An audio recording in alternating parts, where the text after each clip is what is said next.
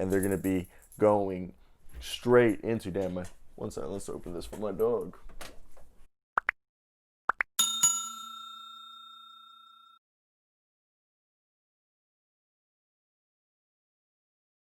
Yo, what's going on, guys? Back here with another video. We're going to talk about the new Southern California G League Select team, and it is looking insane. Back here with another lav mic video. So before we start, please stay to the end of the video because YouTube only cares about the watch time. You can dislike, you can like. Just please subscribe if you like this content and leave a comment on your opinion. So let's hop in. So right now, from what I see, these are I follow the subreddit NBA draft, and I saw this post, and this is the official roster lineup that I could find, and it's on Wikipedia, which obviously the most reliable source. But Jalen Green, let's just look, I like this better.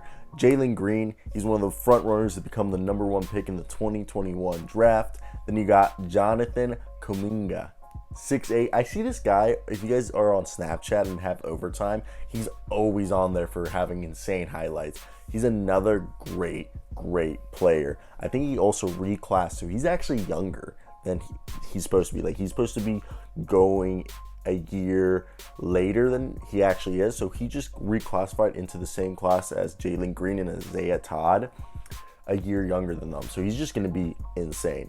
Then Kai Soto, someone's going to go down and be like, you butchered his name. I think he's from the Philippines, and he's insane. 7'2". He really reminds me, he's more of like a Kristaps Porzingis type player. I always see Kai versus Chet Holmgren.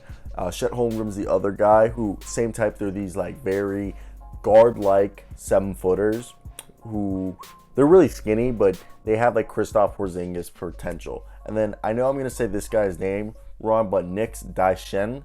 I think Nix Daishen, he's one of the best point guards. This is insane. It's all, what is it? Right now, 4 5-stars and 1 4-star in Kai. And I think Kai's only reason he's a 4-star is that he's a foreign prospect.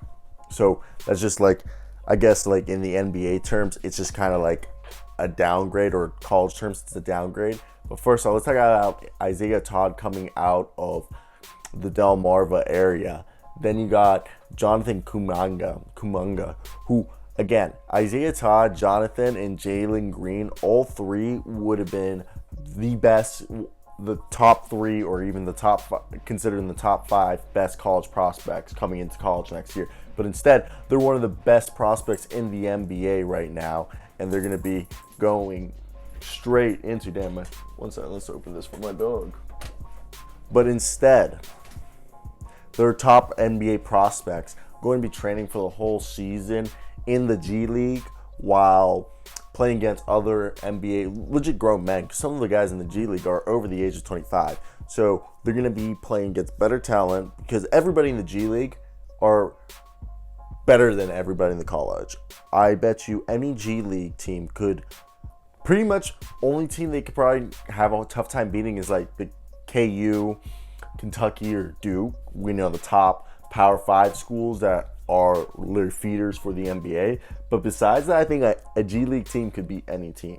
So with this G League team, it's going to be, first off, it's so smart that they do it in South California, because it's probably going to be in Los Angeles. So the media connections is perfect. The only reason Zion went to Duke, besides getting $400,000 from Duke, is because of the amount of media attention. I bet you Zion got more money offers to go play overseas, but didn't take it because, you know what? He wouldn't have gotten the 1 million followers he already had by the time he went to the NBA. He had more media exposure by going to the college route. But these prospects, I bet you, are being guaranteed by the NBA. Hey, you don't need to go to the NBA because we will give you the same exact amount of media exposure if you come to the G League. Because maybe for the first few years, there will be this G League select team, and then it's going to go and become, they're going to just start having a draft where if they have enough players, like 30 players come in a year from the high school, they'll have a high school draft that each G League team drafts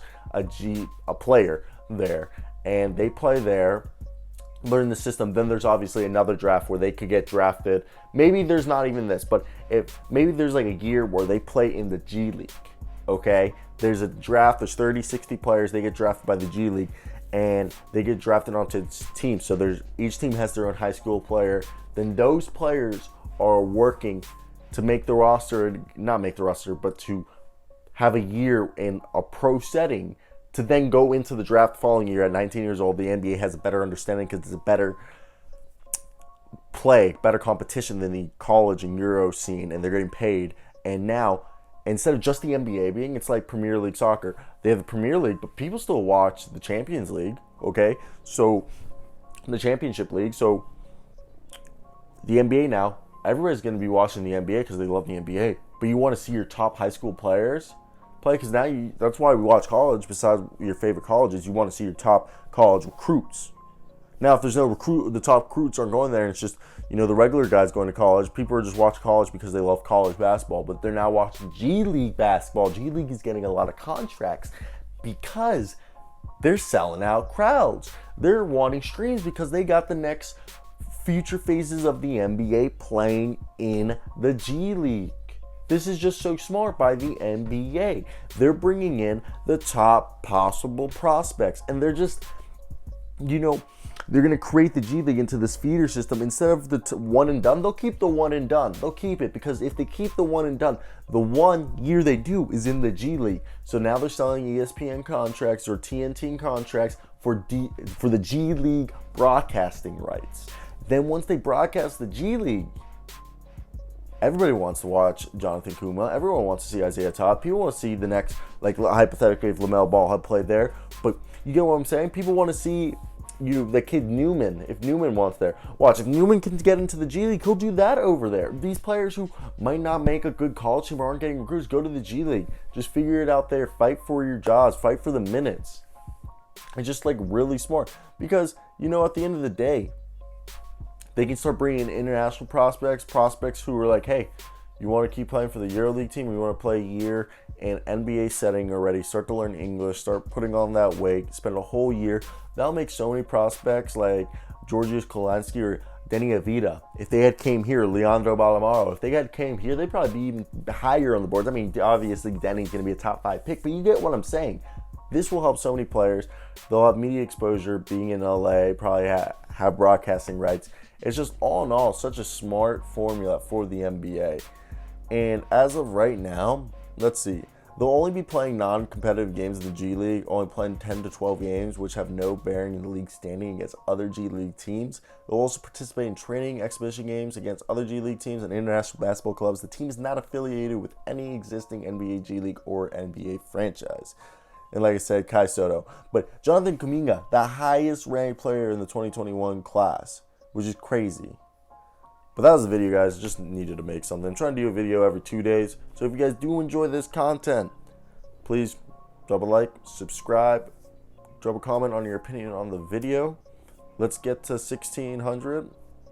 We're almost there. We're like 40 away. So 1,600 subscribers. So close. As always, guys, I hope you guys have a great day, because I know I will. Till next, guys. Peace out.